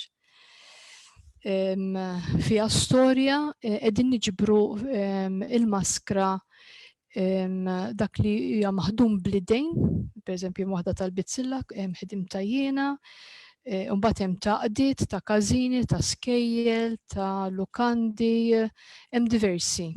Għaliex għax l-istudju ta' drappijiet huwa fenomenali għal quddiem, jekk kienx tajjeb, mhux tajjeb il-qis tal-irġiel, tan-nisa, tat-tfal, jekk kienx print, kienx maħdum bl-idejn. U qegħdin nirrekordjaw l-istorja tal-pandemija issa. Għaliex illum qegħdin saret parti mill-moda. Għandek ħaddiema li qed jingħataw il-maskra bħala protezzjoni. U dawk li huma tad-drab speċjalment qed tibżal l-ambjent. Għaliex għax inti għandek oġġett huwa tiegħek qed taħslu terġa' tilbsu tiegħek f'tiegħek u ma jissellifx, dik li hija l-importanti mbagħad. Issa wara li tkellimt dwar il-kollezzjoni, sabiħ li tisma' wkoll kif jidħol fil-qawl Malti ċertu diskors. Jiena elenkajt ftit illi dawna dejjem kont nisma' fit-tfuliti. L-iktar waħda li toġobni hija x-xemx li żar l-art. Għaliex għax ix-xemx meta tiddi ikollok id-dawl u tiksi kullum kien u kważi jixal. Għandek iż-żarbun ġdid iżaqżaq bħalma fl-Ingliż ngħidu a new broom sweeps clean, maħna nużaw minflok iż-żarbun. Issewwi il-pannu bil-qara aħmar, tipprova traqqa. Aħjar tlibsu milli titimgħu għax jikol ħafna. B'mitsa naħsib ma traqqax geżwira, il-qmis eqreb miċ-ċeppun, għandek il-kappell ma jmejjilx ieħor. L-ilbis jagħmel in-nies, però mbagħad hemm ieħor li mhux kull ilbis jagħmlek nies. Ukoll.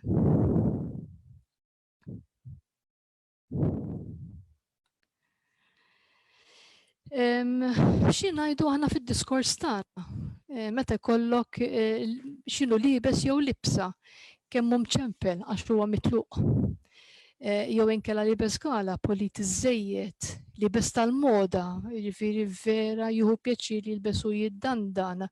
Ġejja mill-kelma dandy kemm hu damerin illi dejjem libes eleganti pulit. Dendula mitluqa libes l-antika jew libes jixal għax id-drapp huwa jixel huwa ta' kulur li taraħ minn 7,000 il-bot. U mbagħad għandek xi ngħidu fid-diskors skont il-but, jiġifieri kemm tiflaħ tħallas. Għandek madju l-ommu, id-dju id-dejl hija l-keffa tal-biċċa t'isfel tad-dublett. Sab kappell jiġih. Kemmu l-lamtat stirat. Għandek ta' fuq senduqu, jiġifieri m'għandu xejn ħlief fil-ħwejjeġ li huwa liebes. F'żarbun ħaddieħor jew fiż-żarbun tiegħu. Għamel f'qalzitu bil-biża, jkun bniedem imbeżza. Asbadrapp għax kien il-kejl fl-antik li kienu jagħmlu l-qisien bil-qasba u mhux bir-rutella jew inkella measuring tape. Bir-rutella imma mbagħad hemm oħra tal-inch tape għax rutella tkun dik it-tondek tal-ħadid. Kpipel u żraben ma jintirtux. X'inhi raġuni ma nafx imma dejjem kont nismagħhom jgħidu illi il-kpipel u żraben peress illi forsi dak iż-żmien kienu jilbsu ħafja u forsi mqattajn ġalment jintremew. U l-iktar waħda li kienet toġobni dik kienet tajda l-mammi tiegħi. Ommi ħorrox borrox u l-kowt jagħti kollox. Għax kif tkun ta' ġewwa jekk inti tmur tagħmel qadja taqbadlek il-kowt, tilbes fuq kollox tilbislek muffler hekk skarf biex ma jidhirx u toħroġ tagħmel il-qadi u terġa' tidħol. Jiena ma sibta fl-ebda ktieb, jiġifieri ħajli likely illi hija xi ħaġa li kienet tajtqi illi speċi ta' xi ħaġa fit-tfulietek tibqa' tiftakara u anke tgħaddiha lil ħaddieħor. Dak li kelli xi ngħid. Kemm xi kummenti tistgħu tibdew tgħaddu l-kummenti tagħkom jew xi mistoqsijiet lil Anna Marija.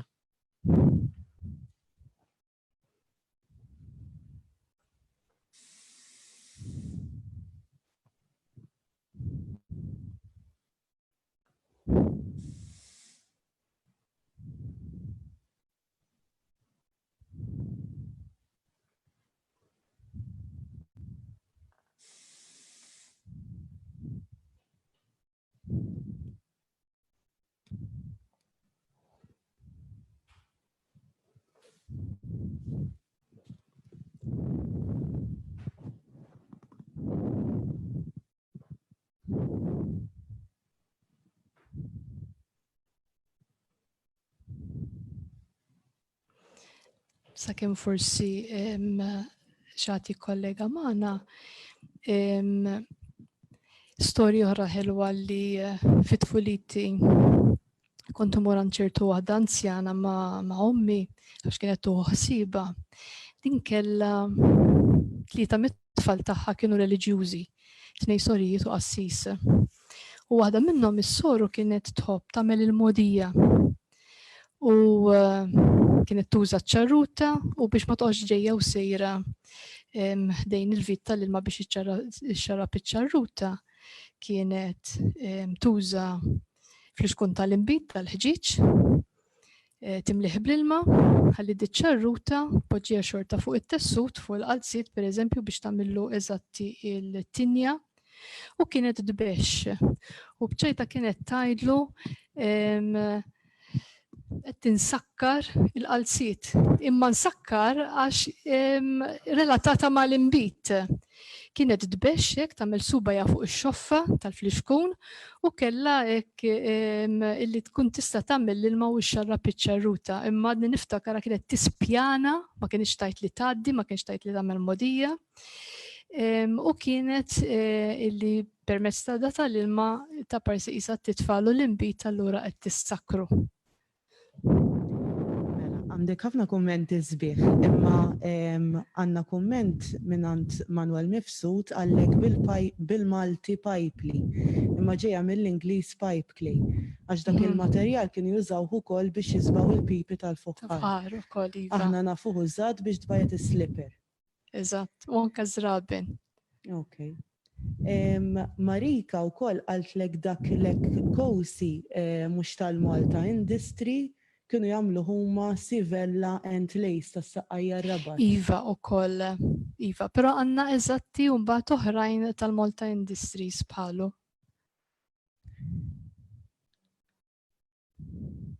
Il-pipely Josef Trapani qal li konna għadna nużaw ħażraben tal-iskola għalmenu sa nofs snin 80. Iva, konna nużaw iż-żarbu tax-xema. Ikollok il-qiegħ tax-xema u jkollok ikun imsallab fuq quddiem tidħol l-inċirata hekk mal-ilsien u taqflu bil-bokla. Marika qaltlek ukoll ommi jekk tgħid tlebbet sewwa u għal min ikun liebes ħafna ħwejjeġ ngħidu kemm hu mkeffen. Mkeffen, Iva. U l-bib ngħidulu favalor. Iva.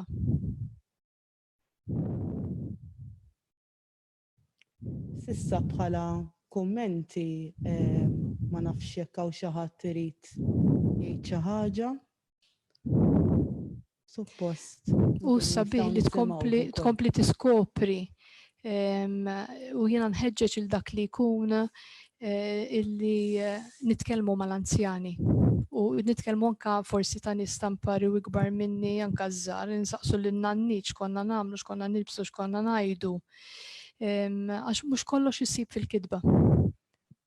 ċertu nies huma l-fonti anka id-dialett ta' kif tajt dbilet, per eżempju, jew kliem ieħor illi tawġu il-kliem, bħalissa mhux qed jiġini f'rasi, imma hemm kliem illi jiena ngħidhom b'mod bħal pereżempju qmus, jiena qatt ma kont naf xi tfisser il-kelma qmus, imma anke kif jgħiduha il-konsonanti jew inkella l-vokali kif jawġu bħal itila u itilu. Allora tkun taf anka tal-ima reġjun.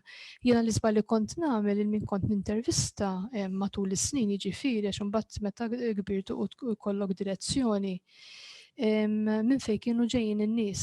Għax hekk inti għandek nies li huma pereżempju bħall-imqabba Siġġiewi, il-Qrendi, tajjeb jew nkella ir-Rabat u Ħaddingli, jew inkella dawk li huma il-Melliħin ta' San Pawl il-Baħar, jew inkella Lawċin, ikollok dak li huwa relatat il-lingwa tagħhom skont ir-raħal.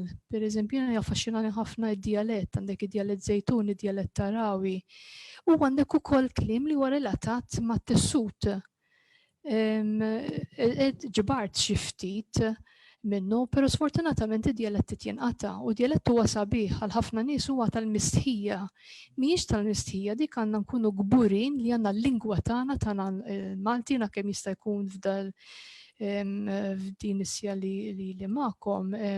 Tkellimt bil-Malti kemm jista' jkun. Illum il-ġurnata qed indaħħlu wkoll kliem bl-Ingliż, l-Anglosassinu, u tiritani pereżempju il-kliem ħaniswiċċja, ħanixxerja, li ħanaqsam jekk jiena għandi tessut u nixtieq naqsam jekk jien għandi l-informazzjoni ħanaqsamha. Mhux ħanixxerja, ovvjament, għax ovvjament għandna l-influenza tal-medja soċjali. Imma importanti li aħna nelenkaw dawn il-kliem għaliex għax jiena matul iż-żmien ukoll irrealizzajt l-iżvilupp tad-diskors minn kif kien jintqal, pereżempju bħalma semmejt tad-dublett. Hemm kliem li ma nafhomx u laqas hemm kliem li sibthom fid-dizzjonarju ma sibthomx laqas fil-kitbiet antiki. Jista' tikas li forsi dawn awġuh id-diskors, awġuh il-kliem u ħolqu kelma ġdida kif jisimgħuh. Alicia, staqsitek fejn jista' wieħed jara xi eżempji esebiti. Bħalissa m'hemmx esibizzjoni, però jekk tkun tixtieq tiġi tara il-kollezzjoni tagħmel appuntament iċċempel u merħba min ikun jixtieq jiġi u jara. Okay. Ma nafx forsi tista' tgħidilna kif kont issib il-parteċipanti jew kif kienu jgħaddulek il-materjal anka ta' l-ismijiet tal-ilbies differenti.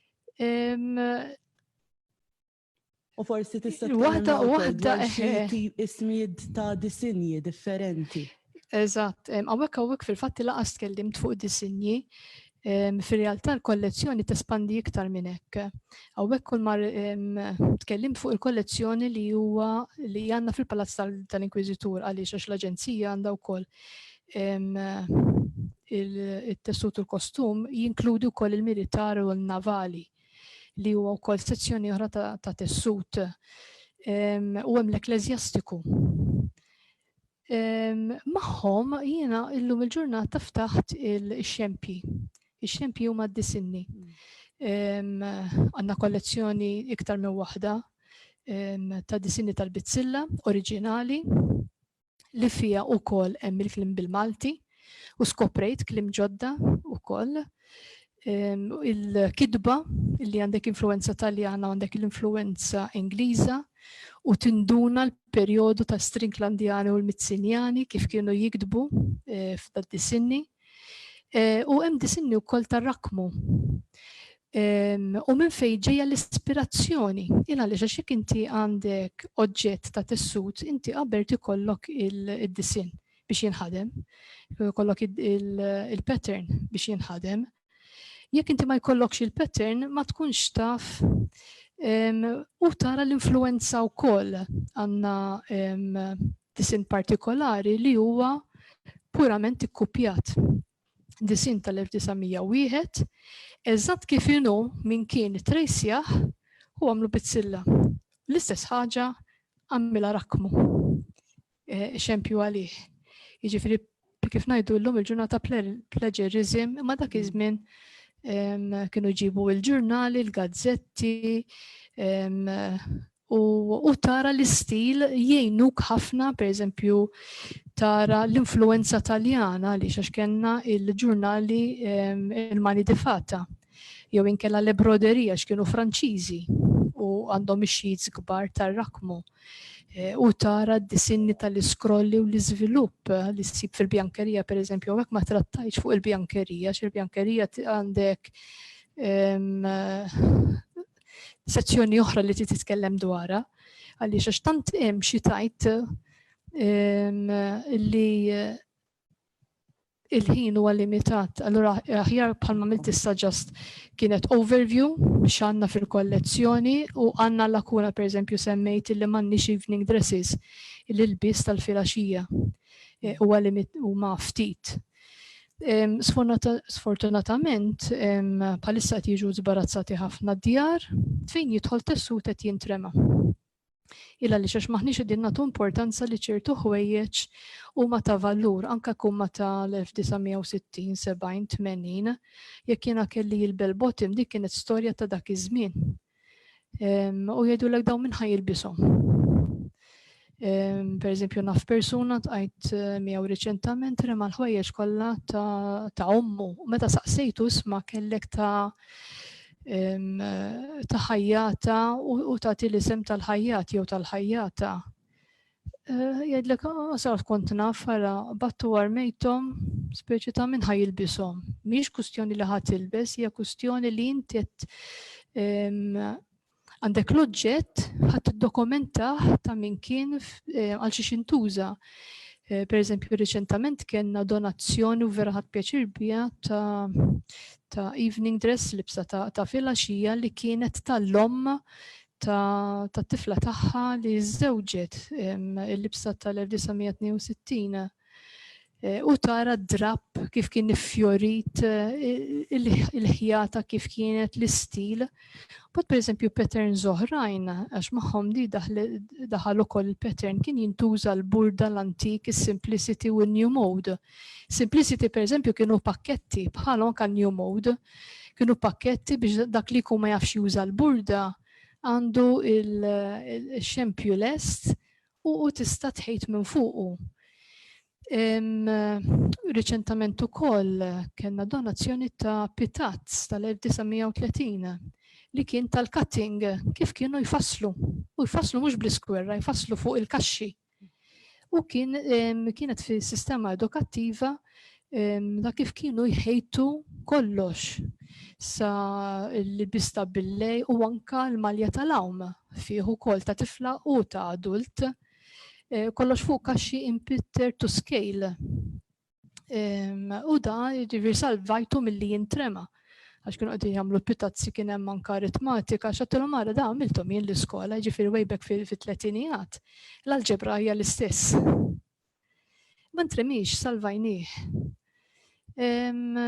Affarijiet bħal dawn kidba speċjalment anke rċevuti naqbdu narmu. Hija storja. Jekk inti għandek kollezzjoni ta' kumpanija li l-lum il-ġurnata qalet u ilha hemmhekk 150 sena u għandek l-irċevuti, tarmihomx għaliex għax minn hemmhekk ħadd induna kemm kienu jiswew mingħand min ġibt, meta ġie introdott id-drab, pereżempju f'irċevuta partikolari jien skoprejt meta daħal Terelin l-ewwel hawn Malta f'dil kumpanija. Qabel kien juża ċertu tessut, illum il-ġurnata u bagħad ma' żmien żviluppa li daħal tessuti oħrajn. Ma mill-irċevuta tkun taf, ix-xelin, bagħad għandek il-bolla, għandek il-logo, għandek l-indirizz, jiġifieri għandek studju li tista' tiftħu mhux biss għal dak li jkun qed jagħmel il-kostum imma wkoll għal min qiegħed qed jistudja fakultajiet oħrajn bħal kummerċ. Relatat ovvjament dejjem ma' tessut. Ġifieri l-istudju huwa qiegħed hemm. Jista' jkun mhix kodba magazines, gazzetti, riċevuti, karti. Qegħdin narmu pereżempju anke l-boros tal-karti li kien ikollhom ir-riklam. Illum il-ġurnata hemm studju fuq u għaddej ukoll għaliex għandek it-tipografija, l-istenografija, għandek ħafna affarijiet relatati magħha. Ir-riklam kif sviluppa. Per eżempju fit-tessut affaxxinanti ir-riklami kemm kienu jkunu informattivi, ma kienux perswassivi, ma kienu informattivi u kienu adattati għal dak iż-żmien. Per eżempju riċentament kont qed naqra fuq il-berqa, qed nara r-riklami ta' fuq il-berqa. Sempliċement sapun biex da jġalek tixtri vera is-sapun, tgħidlek id-dettaljat li dan ħajbajjadulek id-drab. U hemm anke li għandek pereżempju l-omm mal-bint jew inkella żewġ nisa fejn is-sapun, però ma sibx raġel għaliex dak iż-żmien il-ħasil kien xogħol tal-mara. Jiġifieri tara wkoll l-istat soċjali taż-żmien minn sempliċi riklam. Anke kif tonxol il-ħwejjeġ. Jew inkella hemm anke artikli fuq il-moda ta' Franza. Per eżempju hekk ma semmejtix meta jkollok jisu bħal koxxinet li ddaħħal idek it-tnejn li huma iddaħħal idejk ġoda qisu hekk se jgħidula bħalissa biex tiġini f'moħħi. Imma li hija tal-moda Franċiża. Mbagħad issib battibek wieħed jikteb fl-itri tal-editur li dik hija moda Ingliża.